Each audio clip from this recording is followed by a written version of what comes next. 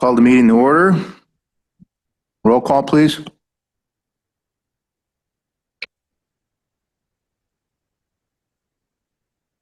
John Righeimer. Here. Stacy Hessel. Here. Tom Duffy. Here. Steve Kirianen. Here. Randy Newman. Here. You have a quorum. Thank you. Pledge of allegiance.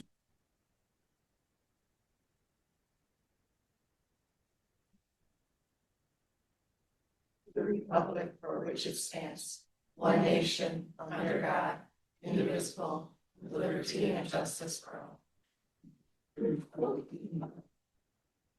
you please read the certification of compliance with the open meetings law? This meeting was noticed to the media and the public as required by Section 19.84 of the Wisconsin statutes. Thank you. Public comments. I have one on my desk. I'm not sure if we have any online. We'll go with Linda Zilmer, Edgewater property owner, resident of the village of Birchwood, and I feel very fortunate to be able to take advantage of programs in 4 different counties. And I want to thank the library for the last 3 Thursday afternoons. They had a financial literacy series, and there were 6 1.5-hour sessions where business folks from the community came and spoke. There was an accountant, an attorney, a banker, an insurance agent, an investment agent, and a realtor. And the 1.5-hour sessions just flew by. It was wonderful. And I, after having listened to some of those folks, it wasn't just financial literacy for me, but I wouldn't hesitate to recommend or refer somebody to those people who spoke. Along those lines, I think it might be beneficial if the county maybe held some kind of a forum to let the public know what services you provide. And along those lines, this morning I sent out an email to some committee members about mental health and well-being programs that are being offered through UW Extension, but there's so much more than that. Last week in Weyerhaeuser, there was one of the Wisconsin Rural Partners small community forums. I know there was a representative from Northwest Regional Planning there. Jim Miller was there from Sawyer County. And an extension agent was there also from the community development area. And there was a breakout session on housing. We got, after the main agenda items, we got to do our own breakout sessions. And in reading in the Sawyer County record about the need to address homelessness as well as affordable housing, I think that needs to be a priority. I don't think setting park limit hour or limiting park hours or restricting where people can be is the solution. Also, with regard to something that came up at the zoning committee last month, was there are a number of mobile home parks in the county. And that has long been an affordable housing option. And if anybody subscribes to the Wisconsin State Journal, I encourage you to go to Sunday's edition and look, starting on page 3, about the situation with mobile home parks across Wisconsin. And this is not the appropriate committee, but I would ask that Sawyer County become an agent of the state for mobile home parks. And so there's so many opportunities for community members to help provide solutions, and I would hope this committee would look into future agenda items where you can bring those things forward. Thank you. consider approval of minutes from the previous meeting. So moved. I'll second. Motion by Tom Duffy, second by Randy Newman. Any further discussion? All those in favor? Aye. Anybody opposed? Minutes approved. Library updates. Winter Library, sorry.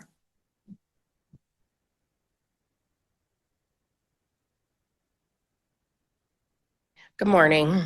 Donna Nucky, Winter Public Library Director. You received my report. Some things I just want to touch on tonight is our library board meeting, and we'll hopefully finalize the draft of our strategic plan. So I'll be able to have that to present to you the next time that we present to this committee. As far as the budget, we're not asking for an increase in the budget. It doesn't mean that we don't need funds. It just means that this next year, we're projecting that we can make adjustments within the budget that we do have to help offset costs that we're expecting. Along with the strategic plan, we have our capital improvement plan. We have some things that we're working on, projecting out and budgeting for in the next few years that we need at the library. Other than that, we've been pretty good about keeping up to date with DPI standards in as far as our financial part, our circulation part, as far as the materials that we have provide in our library. Friends of the Library, we did several fundraisers this year, and there's a listing in the report there for you. We have one more fundraiser, which is at our November Homespun Holidays event that we have in winter. We try to attach our fundraisers to events that are local so that we are tapping into resources, not just always residents in the area, that we get the tourism population in for these events. And they also utilize our library. So it's one way that they do like to support our local library, because they do come in and utilize that. Strong Bodies through UW-Madison will be continuing in the libraries on through UW-Madison Division of Extension Foodwise through the end of November. And I have a listing of all the programs that we have. Right now, it looks like our circulation statistics are similar to it was last year. So last year, we were lower than the year before. This year, we're kind of maintaining where we were at last year. So some of that is the programmings that we are offering. We completed our summer programming series this in August. We did things a little bit differently because we do have only 2 part-time staff. We're open 40 in the summertime, 47 hours a week, Monday through Saturday, and then I'm also just a part-time director. So we combined programmings that we did previously so that our staff wasn't overworked or overtaxed and constantly providing these programs. We had community members come in and help. But we offered less programs, but we had more attendance at it. So I think that it worked well for our community. Financially, it helped us out a little bit. And also, we have the Waldo Center that's providing programming as well. So I think that there was enough activity in the community to keep the patrons of the community and the residents and visitors happy with programs. So we're always looking for new ideas. We have a new series starting where we have a local person who is, who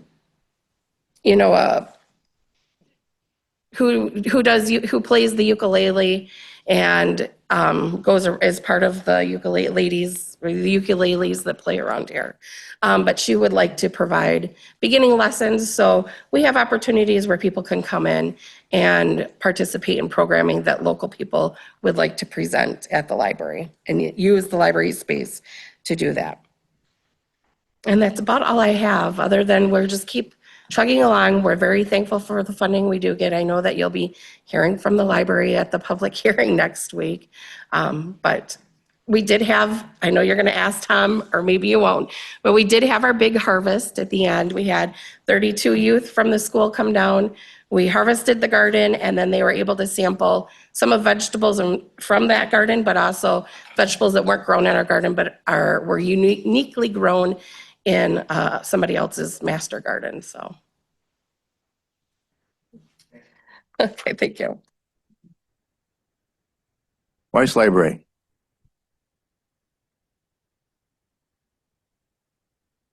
Good morning. My name's Ann Larson. I'm the director of the Sherman and Ruth Weiss Community Library. Wanted to thank you, as always, for the opportunity to speak. And most importantly, thank you for your continued support of the Sherman and Ruth Weiss Community Library. So I gave you a lot of information, and I'll briefly go over it. And then at the end, if you guys have any questions. So today I'm here to tell you how the library is the heart of our community and why we're in need of a stable funding. Our library is more than books. It's the heart of our community. It's where people connect, learn, and grow. Just as Linda had mentioned, we had the financial series. And it's one of the first places many visitors go when they come to Hayward. We know of people who come and they meet from different ends of the country. And at Berkey, they come to the library because they have kids and they meet up there and plan their whole week out. And you know our stats, last year we welcomed more than 58,000 visitors. And one of the things you may not realize is during COVID, we opened up our return boxes. So previous to COVID, if you came to return a book during the day, you had to come in because we would close it, but with COVID, we opened them. So we have less traffic even going in now. In a way, the count's different. It's an apples to oranges count. So, but anyway, we've had a lot of visitors, 58,000 visitors. It's a 10% increase over 2023. We hosted nearly 4,700 people at 245 programs, and our patrons came from 28 different communities, not including anyone from out of state or far away from out of town.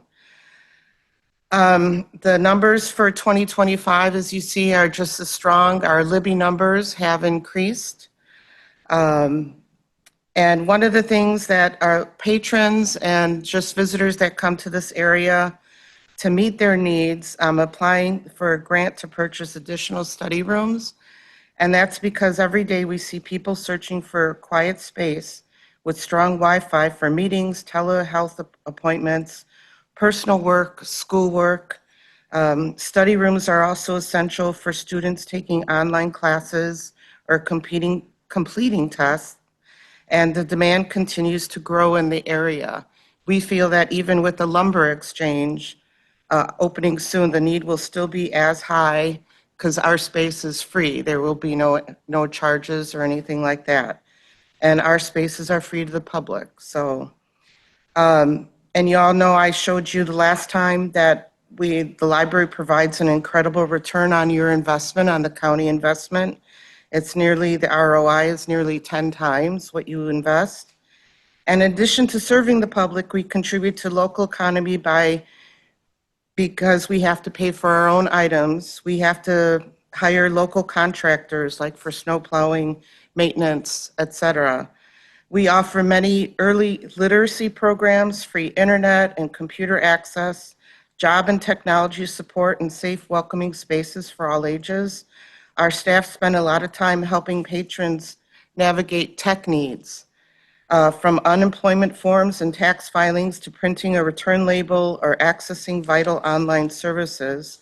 The usage keeps growing. Often my staff say that they feel like they work at a Kinko's because they're helping people fax, scan, trying just to print, return label to Amazon. So in recent years, we expanded programming and built strong community partnerships. Among our newest is like MetaQuest for Social Security. We're having Social Security programs this month.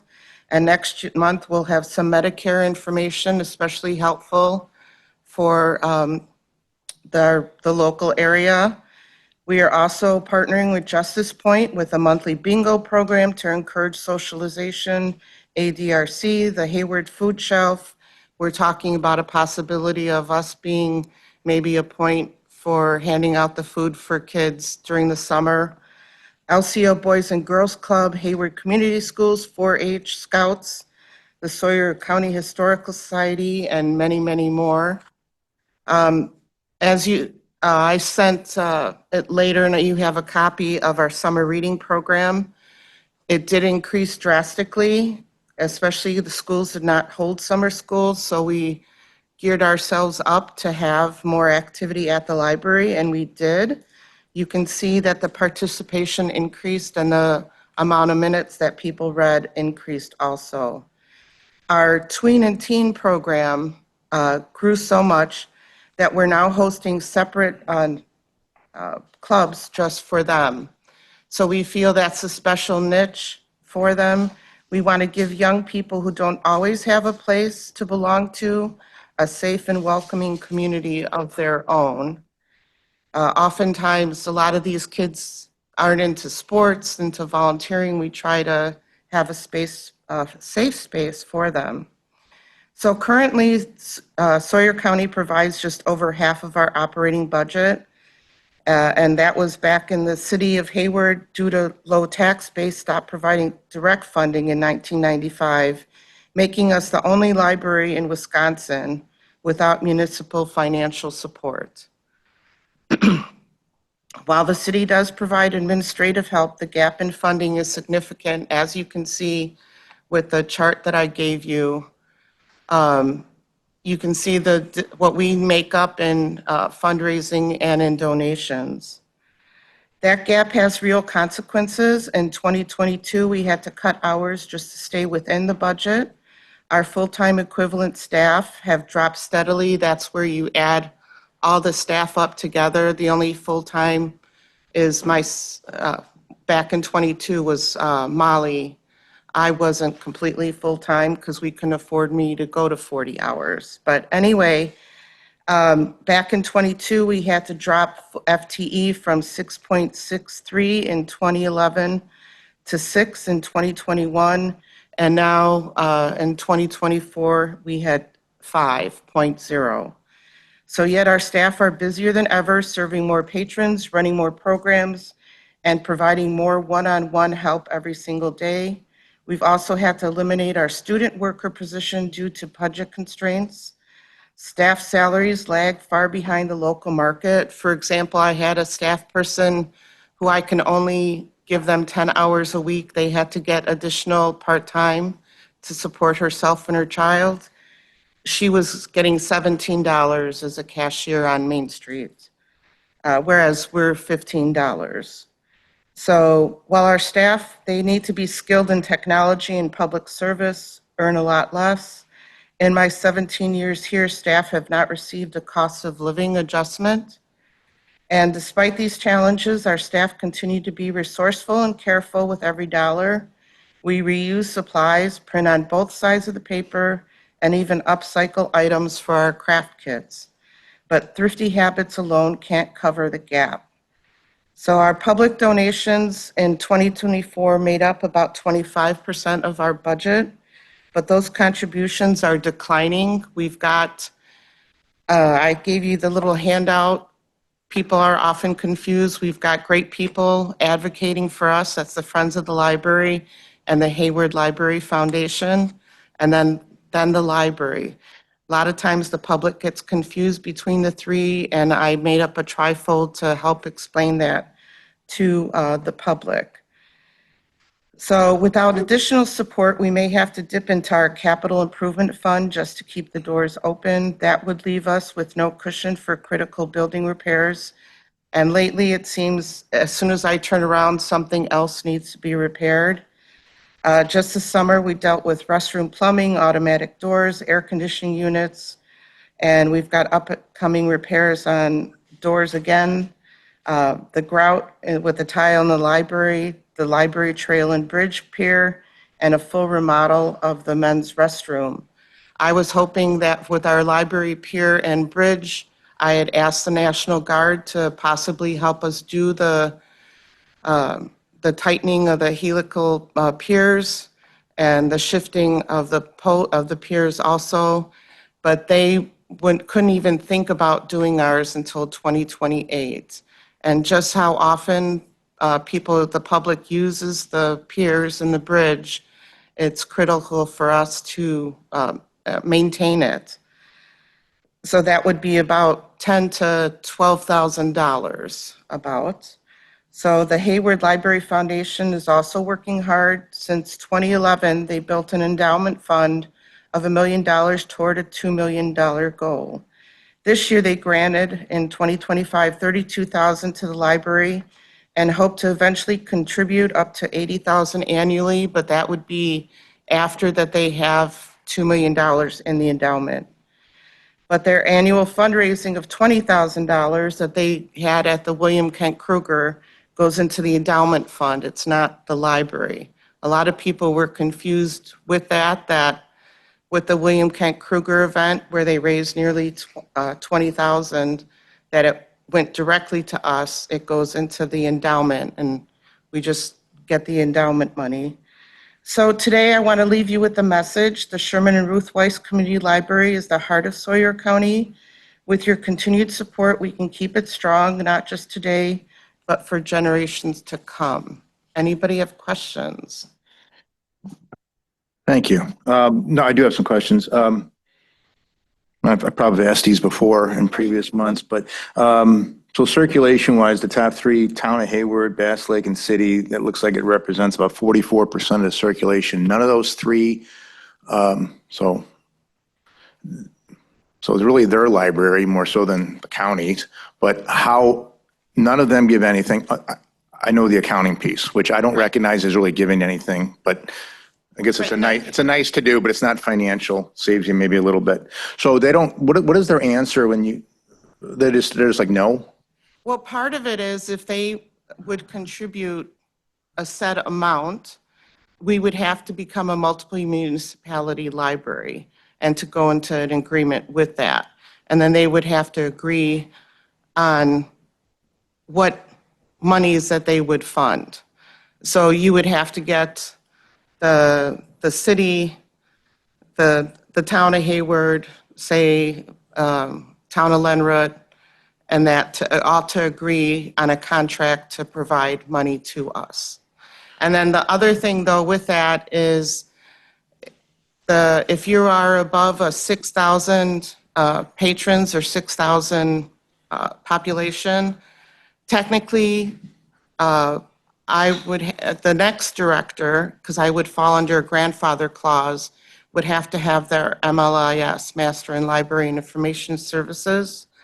And then that would also increase the cost of the director. And currently, because we are back in 95, it was judged that we weren't employees of the county, we weren't employees of the city. Molly, as the director at full-time, never received any retirement benefits. Most directors in the state, because they're under the city, do get the WRS retirement. There is no retirement, and that is, I've talked to other directors, some other ones, and they've said, oh, I would look for a retirement package. So it gets I guess Yeah. it's No, not a. I think the whole story is a complicated one. For 3 is. years I've been hearing it. I think you've kind of inherited and maybe even your predecessor inherited a tough situation. It is. Because it just seems like every year, and I don't want, and I empathize with what you're going through. I mean, I think it's a tough challenge, but it seems like it's always a nickel and dime thing. Like there's never enough. I saw, on one hand, if I take my emotion out of it, it seems like the county's doing its part, Yep. but there's this missing piece there. And I guess unattended, I mean, at some point, the county fully funds it. I mean, if it were to keep going this way 10, 20 years from now. I mean, it could, I don't have an answer for it. I'm not expecting you to either necessarily. I just think it's a tough thing. Example of other libraries about our size in the area, they'll receive approximately maybe 200,000 from the city or municipality, and they maybe 170, from their county. So they're already above me at 100. So so that helps. So it's Yes. the city Yes. of Hayward that's the gap here. They must have just a board that has just no, right? They're just no. And my staff works. So if the library went away, I guess city of Hayward wouldn't care. Is that what we're feeling here? I have a question. So on that, I mean, I'm not going to speak for the city of Hayward, can't but either. It I just think seems that like it. if we're giving a lot, I'm going to ask this every year because every year I ask, how would the library operate if we just went back to the formula?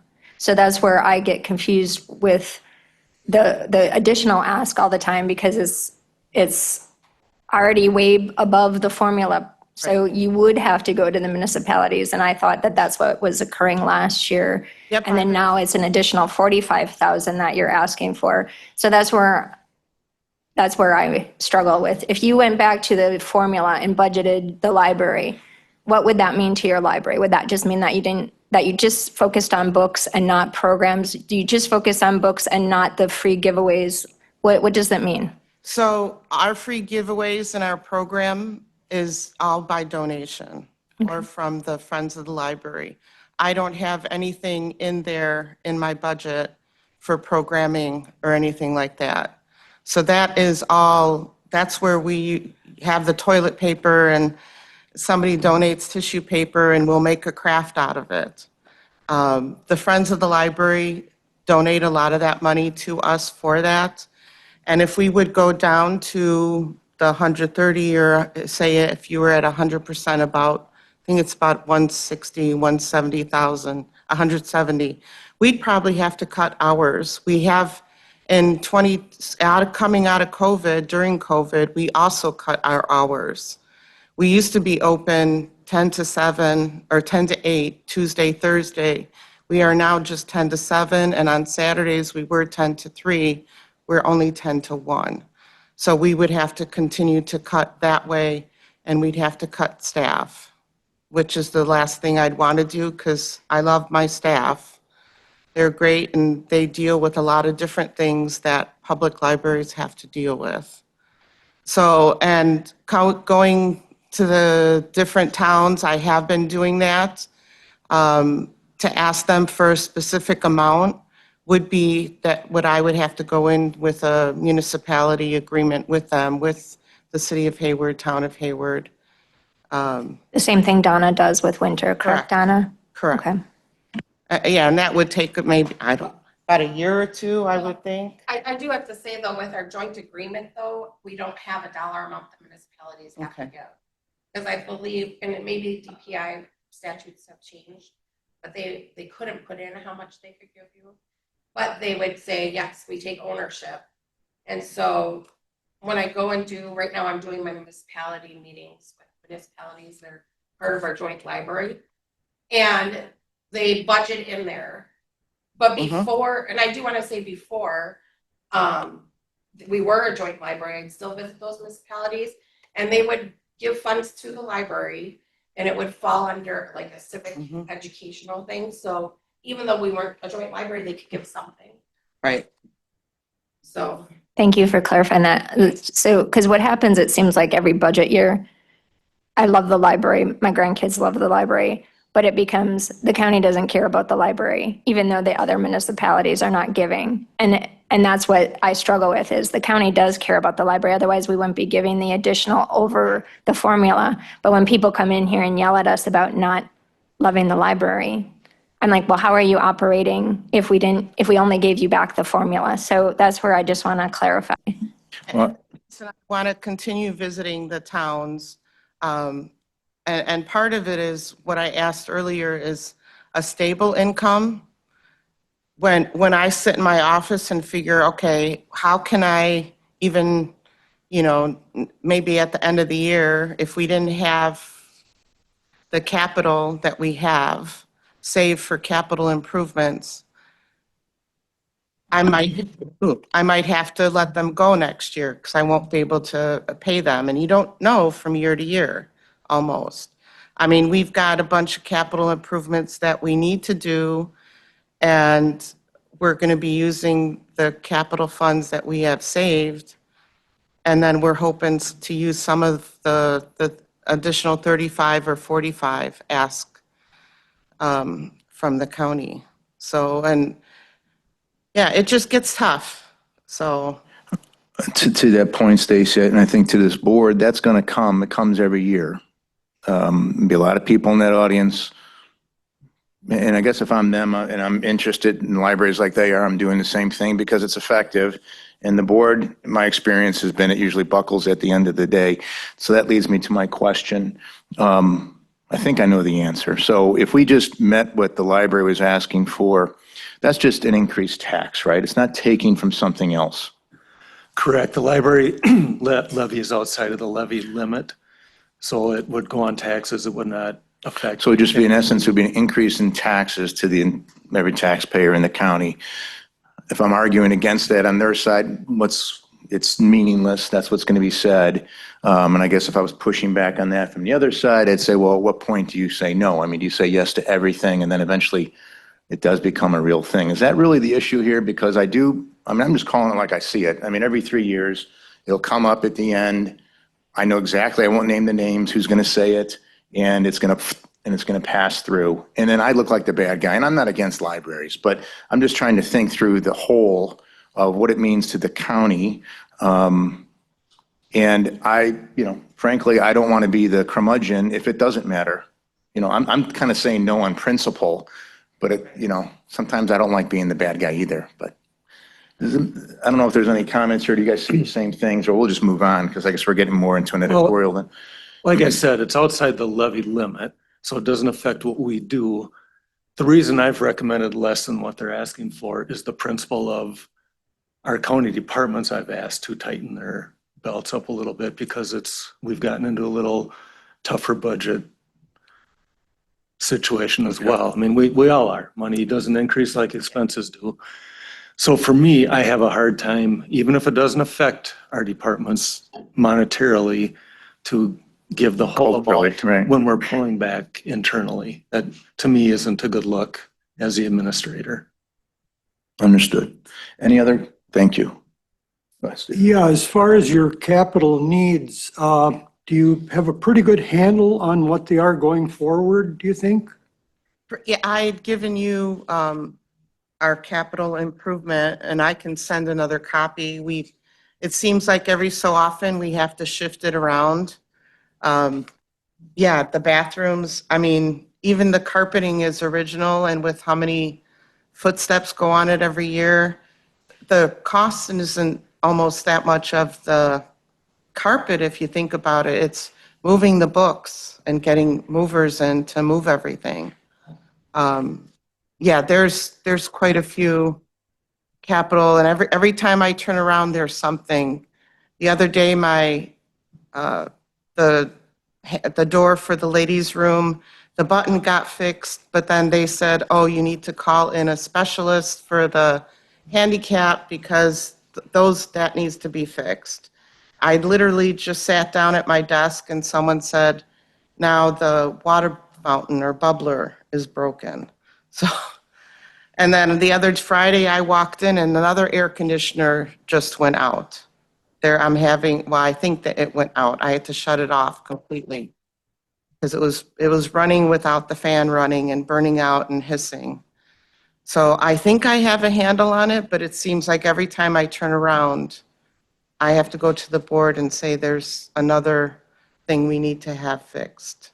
I think over the years with the limited budget, a lot of fixes were put off, and now little fixes became big fixes. Yes. Do you ever consider working with local people to do a trade out for in-kind services? Or do you go outside of our community?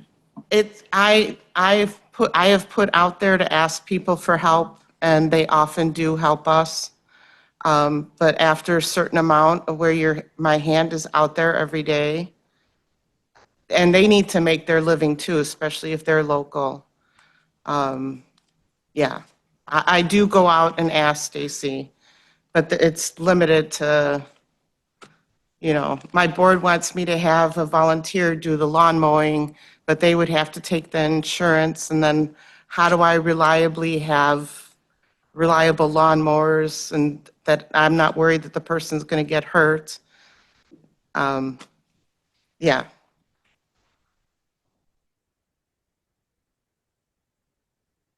Who? Yes. Yes. And sometimes I'm stuck between a rock and a hard place with that unit cost with what goes out to the counties.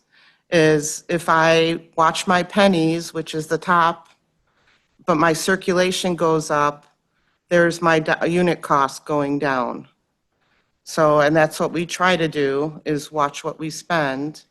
But then our unit costs go down because we do check out a lot of books. Keep your chin up. I mean, I don't find you frustrating. I find the topic frustrating, and usually I have answers for these things, but I don't. And I think so keep your chin up and we'll keep. Well, thank you. And a lot of this is like way back in the history. Right. I would suspect that it'd be an interesting case study someday. Oh, yeah. yeah. All right. Thank you. Thank you very much. For your support. You bet. Hayward Lakes Visitors and Convention Bureau.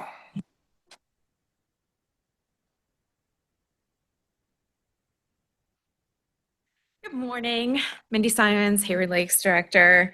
It's October, so it's budget time. So I too am going to just talk a little bit about our budget request for the Hayward Lakes Visitor and Convention Bureau. I know that this committee understands the vital impact of tourism since I report to you on a monthly basis.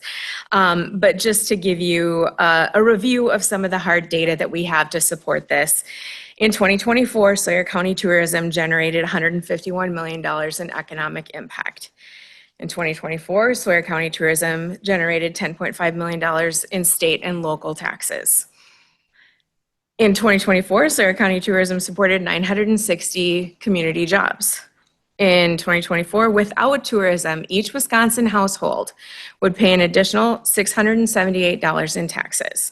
So it is an important, in 2024, without tourism, each Wisconsin household would pay an additional $678 in taxes. And this all comes from the data from the Wisconsin Department of Tourism and Economic Impact Study that happens each June. Sawyer County has a long history of tourism. In fact, beginning with their own tourism association in 1962, the Sawyer County Recreation Association was formed and was in existence until 2003. In 2003, that organization merged with the Hayward Lakes Resort Association to form the Hayward Lakes Visitor and Convention Bureau, Sawyer County, Wisconsin, USA, which is our actual full incorporated name, to keep in the county ties that were bound.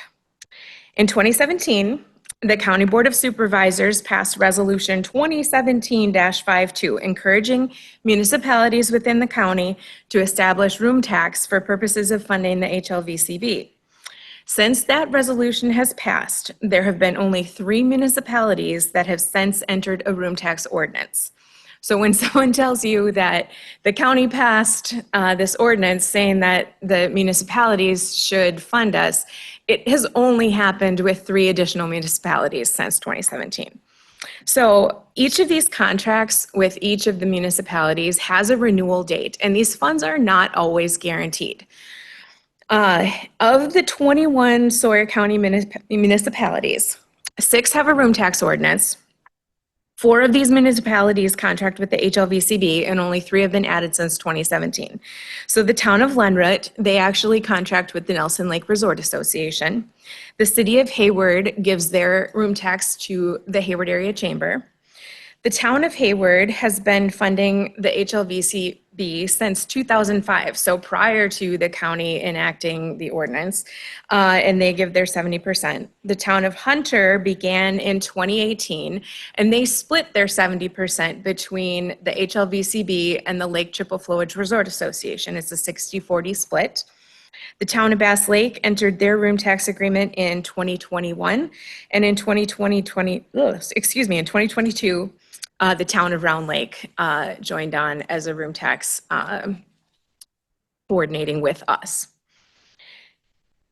The responsible use of room tax in our view by state statute states that room tax revenue must fund tourism promotion and development likely to generate paid overnight stays. So we follow this rule quite strictly. Our room tax funds are strictly used for advertising, promotional materials, convention and sport recruitment, visitor services, and destination development. We do not use any of our room tax funds for payroll, operating costs, insurance, utilities, training, or seminars. Since the implementation of a countywide room tax ordinance has not been fully implemented by all municipalities, Sawyer County has continued to make an investment by providing an annual contribution to the HLVCB, which we greatly appreciate. Why your support actually matters is that promotion helps Sawyer County stay competitive against the other Northwoods destinations, many of whom are funded fully or a larger percentage by their counties. Bayfield County, which is one of our larger competitors, is 100% county funded. They actually have their tourism office right in their county building. Their Staff receives county benefits. Washburn County is 75 to 80% funded by their county. Others that include county funding include Ashland, Barron, Burnett, and Polk counties. So all of our neighboring counties do receive some sort of county funding. Ooh, your percentage of our total budget? Yeah. No problem. So the county's contribution helps ensure our operating expenses in case there are revenue fluctuations. So even when budgeting, our room tax fluctuates year to year. If we have a down tourism year, which thankfully we haven't had lately, that would mean that our marketing budget goes down. So, but our operating expenses generally stay the same or sometimes get bigger. It just depends. I mean, everyone knows that the costs of everything are rising. So your contribution helps keep a stable source of income for any of those revenue fluctuations. Costs, especially advertising, does continue to rise, yet we have maintained our same county budget request over the last several years by focusing on cost-effective, measurable marketing strategies. So in essence, the $50,000 investment that the HLVCB is asking for is a fraction of a percent of the overall tourism economic impact generated for Sawyer County. That fraction is actually 0.0331%. So does anyone have any questions about how we budget and utilize the county contribution? Not that, but just wondering, so since I've been on, we've given the $50,000. Do you know has that been since the beginning of changing over? Has it been $50,000? No, actually, it was more than that before it changed over, or after it changed over in 2003. I don't have the historic numbers, but since I came on board in 2000, or 5 years ago in 2021, it's been the same. So, and I believe it was the same for a couple of years prior to that. I believe it's been at least 6 or 7 years at the 50,000. That's what I understood. I just wanted to make sure. Thank you. I think all this is impressive, and I've heard you talk about it before. Could you send me or Mike an email summarizing everything you said? And then I'm going to say to this board, again, it's taken me 3 years to understand how this process always plays out. Fortunately, the funding always has been, but it came up at the last full board meeting again. Well, what about this and the room tax? And we need to cut this, and we'll cut from them. And it becomes aggravating. So I think that will be helpful to push back on that. I hope this board sees as the Economic Development Board what they bring to us. I mean, 20%, other counties are 100%. I don't know if this could make the strategic planning hierarchy, but I would love to see if there's a way to figure out what happens if we invest it more. Because what do we need to do, or what could we do that would change that number from 678 per taxpayer to 1,000 or more? It seems to me that it's glaring out like that could be an opportunity to exploit. And instead of talking about cutting, we should be maybe considering, probably too late for this budget year, what it would be if we invested more into this and what we could get out of it. The ROI seems very easy to get from this. I would say the same thing for the library. If you can come up with the ROI that makes sense, I'm as a person would love to invest or suggest that we invest more if it's giving the county more back. You heard it come up at the last meeting. It's going to come up again. Well, we should cut this because, they should be self-sustaining and et cetera. I've heard it for 3 years every time I'm here.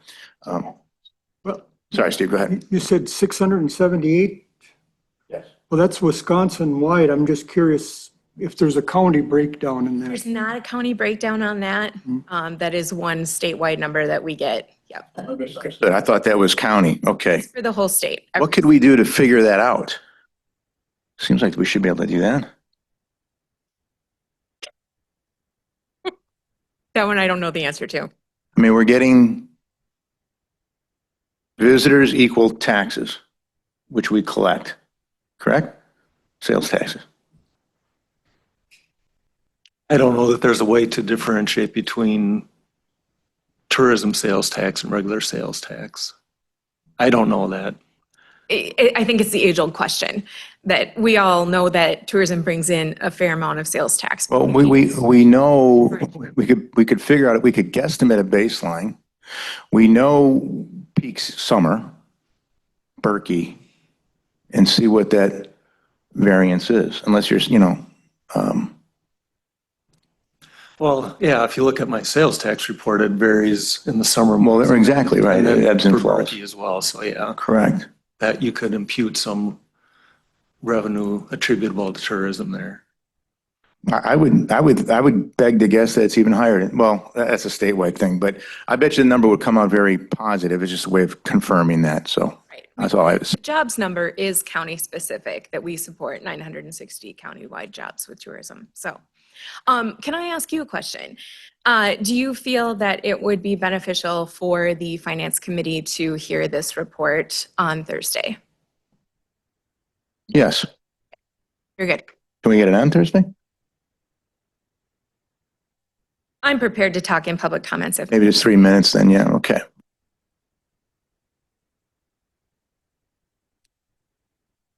Thank you. you. Northwest Regional Planning Commission report.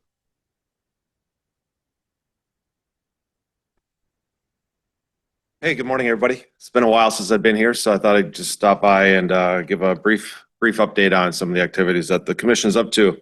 Emily Boucher is working with the committee here in the county on the hazard mitigation plan update. It's a 4-county grant application that was submitted to the feds or to WAM, Wisconsin Emergency Management. We took a pause back about April, May with the unknown whether or not the funding would continue. Back in August, it was announced that we could continue because it was a grant contract that was received. So Emily's working with the committee here in Sawyer County. Again, she's also working with Price, Taylor, and Rusk on the development of their emergency management plan. We rounded out the Town of Spider Lake comp plan update earlier this spring and currently working with Bass Lake and Sand Lake on a potential update to their plans in the next few months. Megan Sorensen is working on a couple of Lakes Association projects here in the county. Quiet Lakes Association, she's working on a 2026 Eurasian milfoil treatment plan for their water. Tiger Cat Flowage are finalizing the aquatic plant management plan. On the Chippewa Flowage, she's working with the aquatic plant management plan along with LCO Conservation and attending the Sawyer County Lakes Forum meetings to stay up to date on the Sawyer County issues that impact water resources here in the county. Just wanted to talk also too about the housing handout that I handed out. That's the regional program. I'm not going to talk about it. You can read it. But those that are online or in the audience, we manage a regional community development block grant housing rehab program. We have since 2012. Douglas County is the lead entity on that. They're the grant recipient. We're the administrators for that, and it covers all of our 10 counties, including Sawyer, as part of that process. I bring that up because it's very important to note that the Sawyer County revolving loan fund that you have is going away. So Mike or Ron would have received a letter here just in the last month or so identifying that your revolving loan fund that you've had since probably the 90s or early 2000s that we've administered on your behalf is going back to the state beginning April 1st. So we've expended all the monies that we could. I think there's a small balance in Sawyer County remaining, but all the loans that are out there currently, when they're paid back, they'll go back into the fund, and then Mike will have to cut a check to the state of Wisconsin. So all the monies that are in your fund, the town of Sand Lake are the only other recipients of funds that I'm aware of. I think Lenwert used to have one, but Radisson used to have them, but they already turned their funds back previously. So all the funds that those revolving loan funds have will go back beginning April 1st, whatever's in the balance of the checkbook. We'll still have to maintain the checkbook, and then whenever anybody pays back one of their loans that they currently have, then Mike will process a check. We'll coordinate with Mike to get that check sent out back to the Department of Administration. The Department of Administration is proposing to put all of these funds that are recapitalized and put back into the state into a fund to rehabilitate vacant and underutilized spaces. So an old school perhaps, or a nursing home that's no longer in use. They're proposing to put money into those buildings to help facilitate new opportunities for rental units, perhaps. It's pretty much what it's targeted to. So developers units of governments or others could access those funds when they become available. They expect to have applications available in late spring 2026, with awards made in early 2027. Ms. Zilmer brought up mobile home parks earlier in her public comment period. We do have $1 million available in mobile home targeted funds.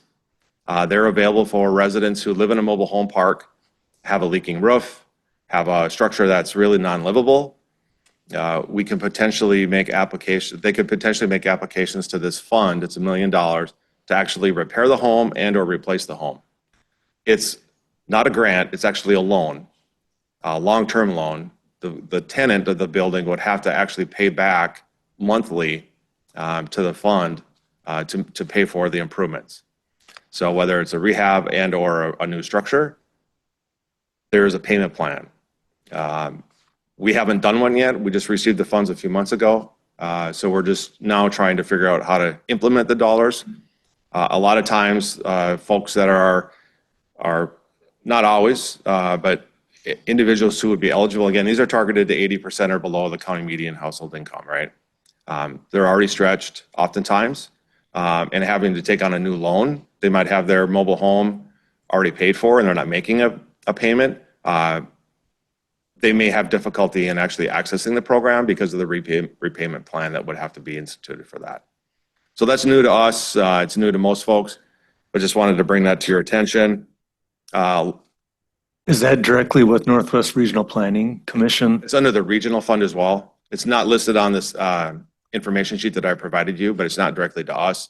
We're administering it as part of the regional housing program. It was an amendment we received from DOA earlier this summer. The Household Hazardous Waste Program was held at the fairgrounds here back in September. I don't have the volumes or the poundages yet from Veolia, who assisted in that process, but I know it had a really, really high number of participants and was, according to my staff, it was one of the largest I think they've seen in quite some time, if not ever.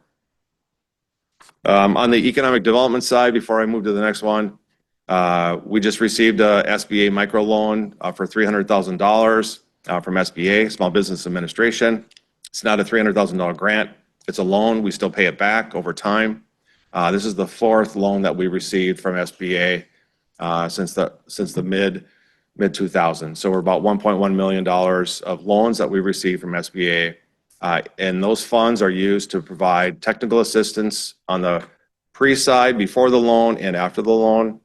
So our staff, Cole Rapska, Joy Melton, meet with businesses, provide them technical assistance, give them some training assistance, point them in directions for if they're in pre-loan status, they're trying to find financing, or they need help with a business plan or some other aspect, we can help them provide assistance there. And then after they receive an SBA loan, those loans average between $5,000 and $50,000. Then we can provide technical assistance after they receive that funding. The last two things left, the comprehensive economic development strategy that I handed out. Crystal Rohde and our staff works on that. The SEDS, we refer to it as the comprehensive economic development strategy. It's an EDA requirement. So we're an economic development district designated by the U.S. Department of Commerce, Economic Development Administration. We have been since 1976. Every 5 years, we have to update our planning process for that designation. The designation allows us to provide technical assistance again to community-wide activities. So the SEDS is just an update. There's four primary goals. I won't read them off, but they're listed on that. I bring it to your attention right now is that we will be acting as a board of directors, approving this document. It's in draft form right now. We'll be approving it at our executive committee at the end of the month. So if you have any comments, you can find it at nwrpc.com/SEDS, CEDS, if you wanted to provide any comments or review the plan for that. Public comments are due at the end of October 24th, 2025. And lastly, wanted to mention the forestry resolution that you have in your docket here later today in your meeting. The Planning Commission will have a similar resolution on their agenda at the last Wednesday of the month agenda for consideration as well. So with that, any questions? No, thank you. Keep up the good work. Thanks. Sir. Appreciate it. Appreciate it. Sawyer County LCO Economic Development Corporation report.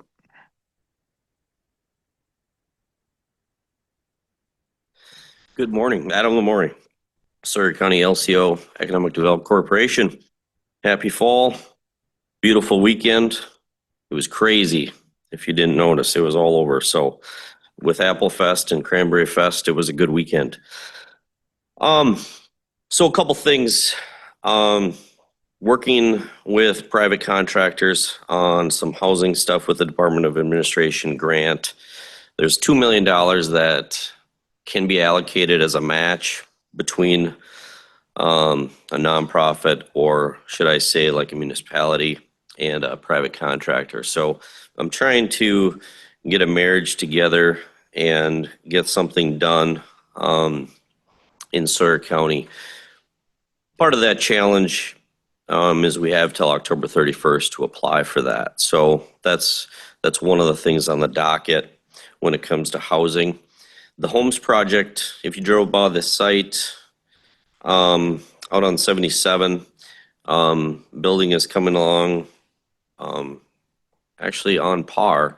They have a phone number up, so if people want to inquire about getting residents, they can fill out the application and do that. So that's they've had a huge amount of calls for that, according to Impact 7. Our Thrive grant has been accepted for this year, $25,000. Big part of that is writing a business plan to basically make sure that our incubator stays alive after the grant is up. And I've been working with the consultant on that, and we're pretty close to having a business plan submitted to that. And then they also have just came out with a Thrive grant too. So they're looking at more projects. So we'll be submitting an application for that. The topic that is still to be determined. The other thing, and it's on your agenda as well today, is the forestry revitalization bill. And you have all the statistics on that. That's an exciting new endeavor that's potentially coming to Sawyer County. Obviously, the economic impact is huge. I read through the bill. I'm not a professional bill reader, understander, but the bill is amazing for our wood industry, specifically our loggers, our truckers, and the effect that it would have. Concerns with the topic obviously came up with housing. If you're going to add significantly new jobs, what are we going to do? And it sounds like a great problem to have, in my opinion. There is some pushback with some of my constituents in regards to the bill, and I'm working with them on some of their concerns, trying to get answers. So we're still kind of in the investigation phase, but from what I can see, it's an amazing opportunity to save an industry that obviously we're strong in tourism, but to have another arm in our economy to support sounds, it is pretty exciting. Last month, we held a sponsorship appreciation event. First time we've ever done that with the EDC, basically thanking our sponsors for supporting us, giving them a plan of what we want to do in the future, and visiting what we've done in the past. And it was a great opportunity to actually meet some of the people that donate their hard-earned money to the EDC. Sometimes we get into this email conversation or papers back and forth, but to see them in person was really exciting. So we plan on building on that in the future. And then lastly, on October 8th, one of the things that has been mentioned is it's a growing problem is fraud. Specifically in the workplace. So workers understanding how to deal with certain situations. So there's going to be a fraud prevention workshop at the Hayward Library on October 8th from 11 a.m. to noon. And that's going to be presented by Northwest Wisconsin Workforce Investment Board. And so hopefully we have businesses that can send their employees and business owners to that workshop to learn about the do's and don'ts of this day's workforce. So that'll be exciting. Anyone have any questions for me? We have a 24, I believe it is, total sponsors.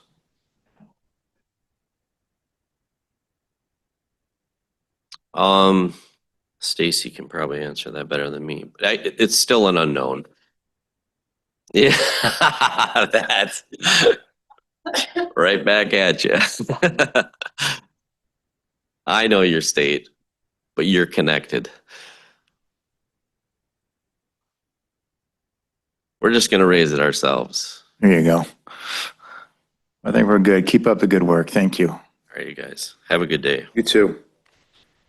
All right, resolution to support the Forestry Revitalization Act. Mike, I'm gonna let you take this. I'm familiar with it, but not an expert at it. All right, thank you. This came out a couple weeks ago. I know there's a big release announcement up here. Mr. Carrion and I actually were down in Madison while we were in ethics convention in the Dells, and then we went down to Madison for the announcement down there, and we actually were given the opportunity to speak. And this is, as has been mentioned, would be a huge impact on our economy up in this north, not just Sawyer County, but all of northern Wisconsin. The logging industry has been one of our strongest tenants of economics in Sawyer County for sure for years. We're logging and tourism is kind of what we're known for. Tourism is strong, but those 980 jobs, is it? The average pay is like $37,000. So it's not really a sustainable living wage for a family. These jobs would be 150 jobs at the plant that would be over $100,000 a year. So we talk about the housing crisis. I kind of look at it, that actually might help keep some of those more expensive houses from going to tourist rooming houses. Like people could actually afford them to live in them now. So I think that could be a good positive coming out of there. And then another 200 jobs just in the logging industry and trucking. All those will help bring back this vital industry that has hit hard times over the past few years with mills closing. So it's just a great thing. I'm in support of it. I'm hoping the county board will be in support of it as well.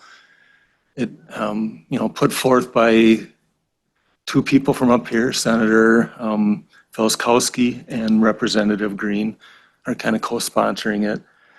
So I think it's great they're looking out for us. The funding that the state is being asked to put into it, $150,000, that would be in bonding, $150 million.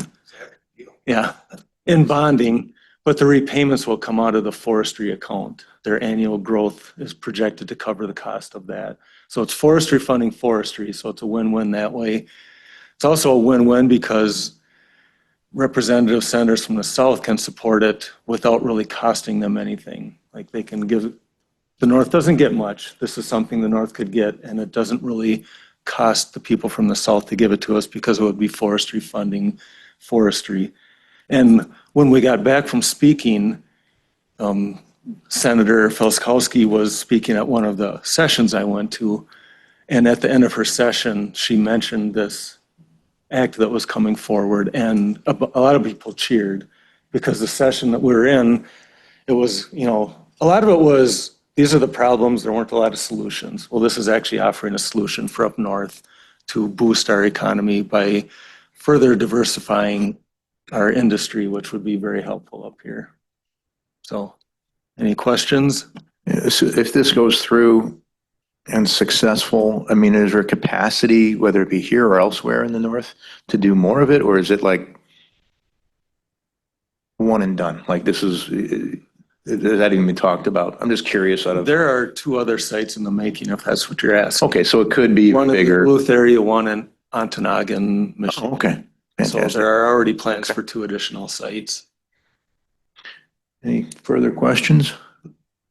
I was going to say there's definitely a need for it in terms of making up for some of the losses we've seen in wood-consuming mills over the past few decades. We've probably lost something close to 3 million tons of annual wood usage in the past 20 years or so, just because of the decline in the pulp and paper industry. Well, I hope the southern part of the state and the legislators can see the value of it because it seems to have real impact up here, much more than a Brewer Stadium or Buck Stadium that they seem readily willing to go with. So if anybody's listening down there, hopefully this goes through. So One other neat thing about this is that the state funding is actually coming from the forestry account. So it's directly tied to forestry. I'll make a motion to approve. motion by Stacy Hessel, I'll second. second by Randy Newman. Any further discussion? All those in favor? Aye. Anybody opposed? Okay, resolution passes. Thank you. Trail reports. I don't think we have motorized. Tom, non-motorized? About a short report. Last weekend, we had a trail run at Telemark. We had 1,000 runners. It was a beautiful day. The staff is basically now working on the trail. 2 weeks ago, they had the Schwambigen Fat Tire 2,500 bikes caused damage on the trail and have to get it ready for winter. So that's where their efforts have been spent. And they've completing 500 more seats at the Lumberjack Bowl for next year's event. And last Saturday, they had an appreciation for 2 of the people who were involved in laying out the Berkey Trail. They were U.S. cross-country ski coaches. One was Marty Hall, the other was Van Beek. And the families came up to Telemark and they had a sculpture for each of them located on the trail. So that was well done, and these guys were really instrumental and basically donated their time to lay out that trail for Tony. So that kind of completes what I have to say. Thanks, Tom. Any board-appointed committee updates? Any correspondence reports from conferences and meetings?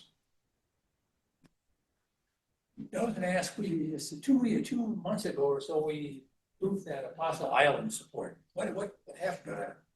I think it's still, remember, that was just a non-binding resolution from our part, so I think it's still in the process, right? And Congressman Tiffany still is trying to push it, but I'm not sure if it's come to resolution one way or the other, is it? Not to my knowledge, Yeah.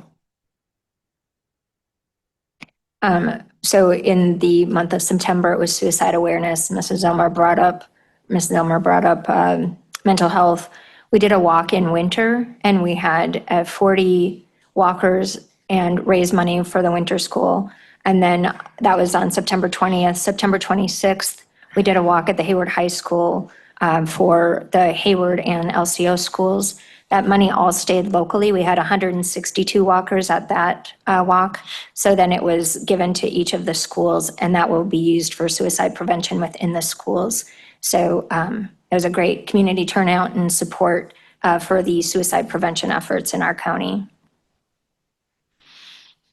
Future agenda items, I think what I'm going to say is I know we're busy with the budget and we're kind of late in the cycle, but I think maybe down the road, and I'll bring it up again, so we don't have to put it for next month, but I'd like to see if we can figure out, dig in further on on the Hayward Lakes Visitors Bureau, how we can better quantify that intuitively. That's a great point, Steve. Thanks for catching it on me. That's a statewide thing, but we know intuitively this, I mean, if you look at it, it's a duh, but to further lean into it, if we could figure out a way to quantify that better, I think we're all better off, if there's a way.